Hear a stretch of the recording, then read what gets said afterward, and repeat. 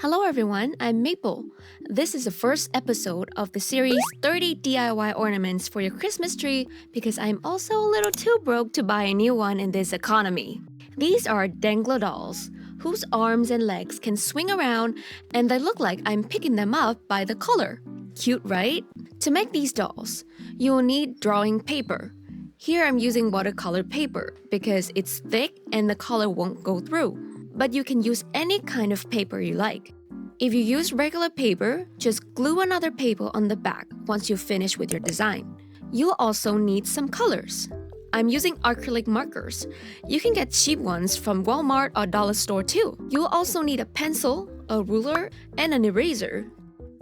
Next, you'll need a hole punch.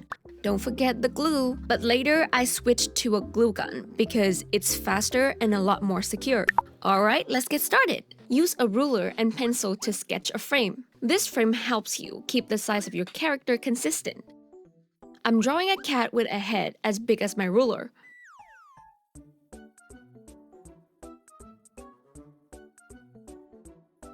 You can add a little tab on top of the head, so it looks like you're grabbing the doll by the collar. When drawing the body, make the upper body shorter than the lower body. For example, I drew the cat's front legs shorter than the back, so it looks like I am lifting it up. I also mark where I'll punch the holes.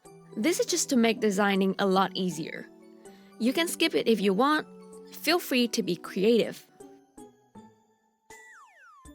And now I've finished sketching my 3 Dangler dolls. I even drew a tail for the cat. I drew Pochaco and My Melody wearing Christmas outfits. I think Pochaco might have eaten too many cupcakes.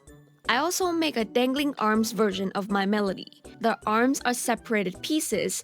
If earlier you didn't draw the tab connected to the head, you can draw it separately like this. Now it's coloring time. Just paint however you like. After coloring, carefully cut everything out. Do not throw away the scraps. We will use them later. All done cutting. Now I'm matching the front and the back body pieces so they line up. If you drew a separate little tab earlier, don't forget to attach it to the head. And then, using the hole punch to make 2 holes, I was focusing too hard, so I went out of the frame a little bit.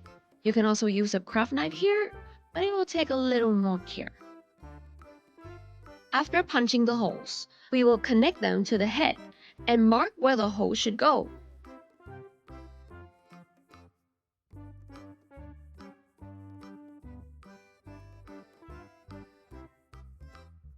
Now, using the scrap paper from earlier, take a piece and roll it into a small tube that is thinner than the hole.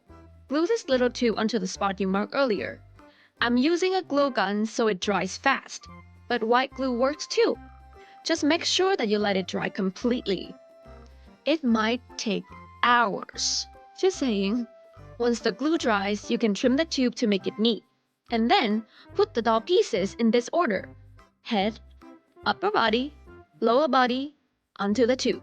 I made a separate tube just for the cat's tail.